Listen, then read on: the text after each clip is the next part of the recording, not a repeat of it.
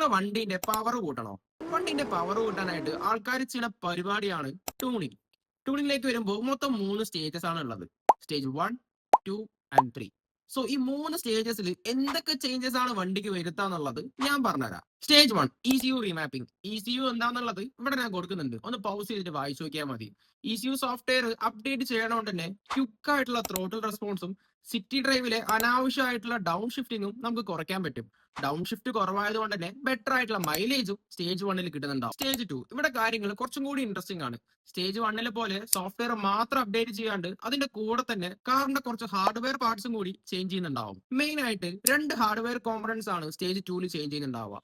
ഒന്ന്, company stock ആയിട്ട് തരുന്ന air intake system. Stock air intake ഫിൽറ്ററിന്റെ പ്രശ്നം എന്താണെന്ന് വെച്ചാൽ കൂടുതൽ എയറിനെ എഞ്ചിനകത്ത് പാസ് ചെയ്യിപ്പിച്ച് ഫ്യൂവലിനെ ബേണിയിപ്പിക്കാൻ പറ്റില്ല. അത് കൊണ്ട് തന്നെയാണ് BMC പോലുള്ള ബ്രാൻഡുകളുടെ എയർ ഫിൽറ്റർ ഫിക്സ് ചെയ്തിട്ട് കൂടുതലായിട്ടുള്ള എയറിനെ എഞ്ചിനകത്ത് പാസ് ചെയ്യിപ്പിച്ച് ഫ്യൂവലിനെ ബേണിയിപ്പിക്കണത്. ഇതിന്റെ ബെനിഫിറ്റ് എന്താണെന്ന് വെച്ചാൽ എഞ്ചിന് കൂടുതൽ പവറും മേക്ക് ചെയ്യാൻ പറ്റും. സെക്കൻഡ് ഹാർഡ്വെയർ കോമ്പണന്റ് ഏതാന്ന് വെച്ചാൽ ഫുൾ സിസ്റ്റം എക്സോസ്റ്റ് അങ്ങോട്ട് മാറ്റുണ്ടാവും. നോർമലി എഞ്ചിന് വരുന്ന എക്സോസ്റ്റ് ഗ്യാസ് കാറ്റലറ്റിക് കൺവേർട്ടർ കൂടെ ആയിരിക്കും പുറത്തു ഉണ്ടാവുക. പക്ഷേ സ്റ്റേജ് 2 എന്താ ചെയ്യാന്ന് വെച്ചാൽ ഈ കാറ്റലറ്റിക് കൺവേർട്ടറിനെ കംപ്ലീറ്റ് ആയിട്ട് റിമൂവ് ആക്കും. അതുകൊണ്ട് തന്നെ എഞ്ചിന് വരുന്ന എക്സോസ്റ്റ് ഗ്യാസ് ഫ്രീ ആയിട്ട് പുറത്തു പോകാൻ പറ്റും. സോ ഇങ്ങനെ ഫ്രീ ആയിട്ട് പുറത്ത് പോണത് കൊണ്ട് തന്നെയാണ് സ്റ്റേജ് 2 ചെയ്ത കാറുകൾക്ക് കൂടുതൽ സൗണ്ട് ഉണ്ടാവുന്നത്. ആൻഡ് ഫൈനലി സ്റ്റേജ് 3 ഇതെന്ന് പറയുമ്പോൾ കംപ്ലീറ്റ്ലി ഒരു പെർഫോമൻസ് ഓറിയന്റഡ് ആയിട്ടുള്ള ബിൽഡാണ്. ബിഗ് ടർബോ, ബിഗ് ഇന്റർകൂളർ ഇതല്ലാണ്ട് എഞ്ചിനകത്തുള്ള ഫുൾ കോമ്പണന്റ് മാറ്റുന്നുണ്ടാവും.